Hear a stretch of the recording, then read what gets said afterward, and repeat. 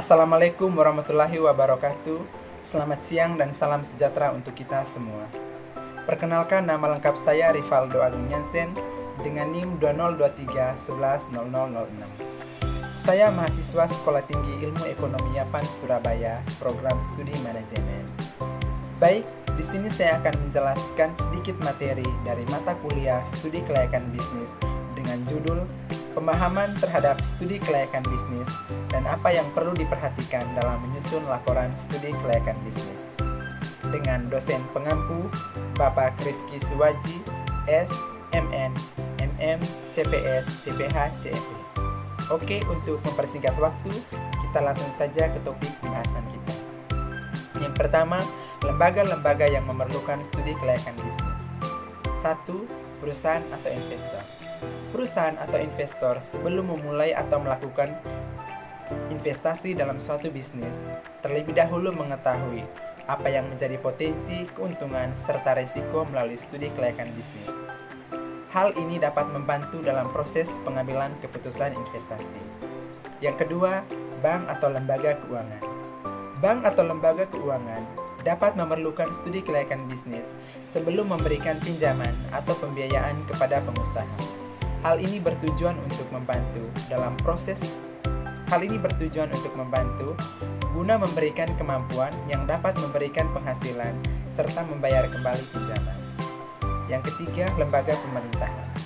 Lembaga pemerintahan, khususnya yang berhubungan dengan sektor ekonomi atau pembangunan, dapat memerlukan studi kelayakan bisnis untuk proyek-proyek pembangunan, terutama yang bersifat publik, berpotensi, serta berdampak luas. Yang keempat, konsultan bisnis.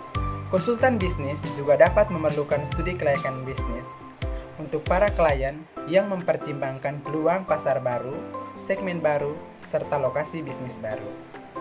Oke, yang berikutnya, tujuan keputusan investasi. Tujuan utama keputusan investasi yakni mengoptimalkan nilai dan memperoleh laba serta keuntungan. Jadi, di sini tujuan utama keputusan investasi adalah memperoleh laba dan keuntungan. Adapun tujuan lain dari keputusan investasi, yang pertama, meningkatkan keuntungan. Investasi biasanya bertujuan untuk memperoleh laba atau return yang lebih tinggi dari dana yang diinvestasikan. Investor biasanya mencari peluang yang mampu memberikan keuntungan yang optimal dalam jangka waktu tertentu. Yang kedua, pertumbuhan jangka panjang. Investor biasanya bertujuan untuk meningkatkan pertumbuhan nilai investasi jangka panjang.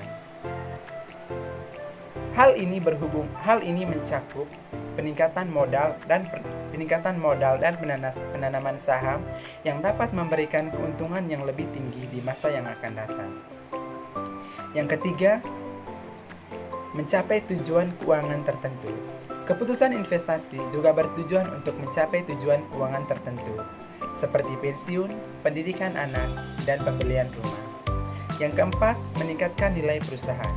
Bagi perusahaan, investasi bertujuan untuk memperluas operasi, meningkatkan efisiensi, serta mengembangkan produk layanan baru yang dapat meningkatkan nilai dan daya saing bagi perusahaan. Yang kelima, mengoptimalkan penggunaan sumber daya. Keputusan investasi juga bertujuan untuk memastikan sumber daya yang dimiliki, seperti uang, waktu, tenaga, yang digunakan seefisien mungkin untuk mendapatkan laba atau keuntungan yang lebih tinggi. Yang kelima, mencapai stabilitas keuangan. Investasi juga bertujuan untuk memberikan stabilitas finansial dengan memberikan aliran pendapatan pasif atau aliran pendapatan yang dapat diandalkan. Baik, yang berikut aspek-aspek dalam studi kelayakan bisnis. Yang pertama, aspek pasar. Aspek pasar di mana di sini menilai potensi yang berhubungan dengan segmen pasar serta analisis saing. Yang kedua, aspek teknis. Dalam aspek teknis, kita menganalisis kelayakan teknis baik itu dari segi operasional, produksi, serta teknologi yang diperlukan. Yang ketiga, aspek keuangan.